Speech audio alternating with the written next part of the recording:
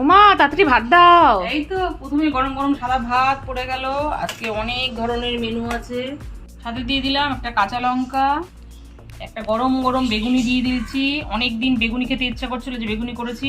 সাথে দিয়ে দিলাম একটা ডিম সেদ্ধ, দিয়ে দিলাম সর্ষের শাক, সাথে দিয়ে দিলাম মোচার ঘন্ট।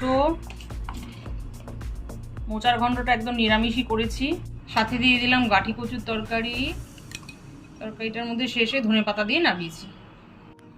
দিয়ে দিলাম কই মাছের পাতলা ঝোল, একদম বিলের কই মাছ এনেছিল, পাতলা ঝোল করেছি ধনেপাতা দিয়ে জিরে বাটা দিয়ে। দিয়ে দিলাম চিংড়ি মাছের মালাইকারি, আমার মেয়ের এটা খুব পছন্দের একটা আইটেম। সব শেষে দিয়ে দিলাম দুটো গোলাপ জামুন। দিয়ে দিলাম গাঠি কচুর নিরামিষ একটা তরকারি,